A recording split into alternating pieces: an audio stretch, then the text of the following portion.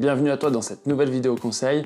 Aujourd'hui, je vais te parler d'une demande qui m'est faite à chacun de mes coachings, à savoir, est-ce que je peux avoir des résultats rapides en m'entraînant le moins possible? Je vais te dire honnêtement tout de suite, l'objet miracle, la méthode miracle qui te permet d'avoir des résultats en 2 jours en t'entraînant 5 minutes, elle n'existe pas. Donc si tu avais envie d'aller sur Téléshopping et acheter le dernier appareil à la mode, tu oublies. Maintenant, si tu es vraiment motivé et que tu as envie d'avoir des résultats, je vais te donner 5 astuces plus une bonus pour avoir des résultats le plus rapidement possible en t'entraînant vraiment le moins longtemps possible. Et on commence avec l'astuce numéro 1 qui consiste à choisir les exercices les plus difficiles possibles afin de brûler un maximum de calories à chaque fois que tu t'entraînes. Le but étant sur chacun de tes entraînements d'avoir un maximum d'exercices difficiles et un minimum d'exercices faciles. Tu peux par exemple remplacer les squats, les fentes classiques par des burpees ou des fentes sautées. Tu amélioreras ton cardio, tu brûleras plus de calories et tu perdras plus de poids en plus de prendre du muscle. Le burpees par exemple est l'exercice typique pour avoir des résultats rapides. C'est un des exercices qui brûle le plus de calories, qui est extrêmement cardio et qui utilise un nombre de muscles important. C'est en rajoutant ces exercices-là dans tes entraînements que tu auras le maximum de résultats. Des exercices compliqués, il y en a plein. Tu peux faire, comme je te l'ai dit, les burpees, les fentes sautées. Tu peux rajouter des jump squats, du gainage militaire, de la marche du grimpeur. Le panel est vraiment très large. L'astuce numéro 2 est d'être progressif. Je vois trop de personnes commencer un entraînement, faire une première semaine d'adaptation et après partir sur des séances de folie ou s'entraîner un nombre de fois incalculable. Ils se sont entraînés peut-être 3 fois la première semaine et d'un coup, dès la deuxième semaine, ils passent à 5, 6 ou 7 entraînements avec de l'intensité à chaque fois. C'est une erreur, je te le dis tout de suite. Le but est d'augmenter l'intensité progressivement. Si par exemple tu t'entraînes 3 fois par semaine, le lundi, le mercredi, le vendredi, la semaine 2 tu peux passer à un 4e entraînement, le valider une 3e semaine et la 4e semaine passer à 5 entraînements. Et comme ça t'évitera de t'arrêter. Parce que pour avoir des résultats, il n'y a rien de pire que s'arrêter.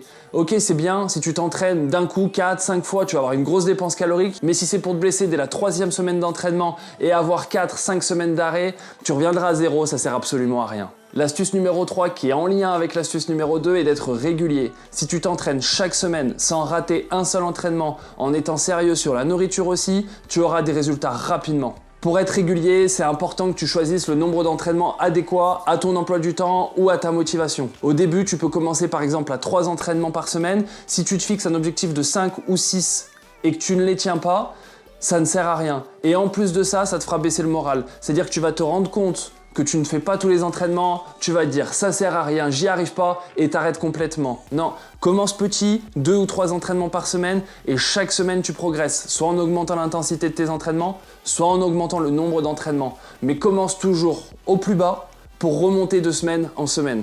Pour te donner des résultats, le corps a besoin de régularité. Si tu fais des loupés, si par exemple tu t'entraînes justement, comme je te l'ai dit, un peu trop au début, 4 ou 5 fois par semaine, et qu'après tu fais une pause, il n'y a rien de pire, tu reviens à zéro à chaque fois. Tout ce que tu as fait les semaines précédentes n'aura servi à rien, il n'y a rien de pire pour avoir des résultats et pour perdre la motivation. La 4e astuce est de tout simplement choisir des entraînements à haute intensité. Plus ton entraînement est à haute intensité, plus tu pourras réduire le temps de la séance. Pour la haute intensité, comme je te l'ai dit sur l'astuce numéro 1, tu peux choisir des exercices les plus difficiles possibles, comme les burpees, les fentes sautées. Tu peux aussi jouer sur le temps d'exécution et le temps de repos. Par exemple, tu peux faire du 30-30 qui est l'entraînement à haute intensité le plus connu. Le but, c'est d'avoir des entraînements assez courts, donc moins de 30 minutes, avec des intervalles de 30 secondes de travail, 30 secondes de repos, et t'enchaînes les exercices et les tours comme ça. Si jamais ça devient trop difficile et qu'au bout de 30 minutes t'es pas fatigué, je te conseille d'augmenter les temps d'exercice et de réduire les temps de repos. Tu peux par exemple passer en 40 secondes par exercice, 20 secondes de récupération à chaque fois.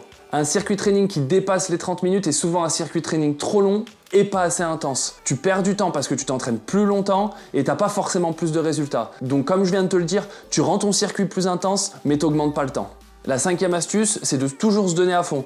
Comme je te l'ai dit, les résultats arrivent pas par magie. C'est pas parce que tu as vu ma vidéo mais que tu es assis dans ton canapé que tu auras des résultats. Non, maintenant faut que tu ailles t'entraîner. Faut que tu ailles charbonner, que tu donnes tout ce que tu peux. Forcément, comme je te l'ai dit au début, tu es progressif. Tu commences pas à fond dès la première semaine. Tu commences à une certaine difficulté et de semaine en semaine, tu augmentes l'intensité et le nombre d'entraînements. La progression, c'est ça qui te donnera des résultats de folie et des résultats rapides. Ton seul objectif à chaque entraînement, c'est celui-là, de tout donner, d'arriver à la fin, d'être lessivé. Vraiment, tu dois être crevé. Sinon, c'est que ton entraînement n'était pas assez dur. Après, forcément, si tu t'entraînes énormément, 5, 6, 7 entraînements par semaine, certains de tes entraînements devront être plus faciles. Mais pour l'immense majorité des gens qui s'entraînent 3 à 5 fois par semaine, tu peux y aller à fond sur chacun de tes entraînements. Et le conseil bonus est assez simple, c'est rendre tes entraînements plus difficiles de semaine en semaine. Forcément, si tu veux avoir des résultats, il faut que tu aies une progression. Donc comme je te l'ai dit, il y a le côté progression pour pas être blessé, mais il y a aussi le côté progression pour avoir des résultats. De semaine en semaine, tu rends tes entraînements plus difficiles, un peu plus longs. Une fois qu'ils sont un peu trop longs, tu augmentes le temps d'exercice et tu réduis le temps de repos, parce que si tu rends pas tes entraînements plus difficiles de semaine en semaine, au début, tu vas stagner. Donc tu auras eu tes premiers résultats, mais c'est fini après. Et ensuite, tu vas même régresser.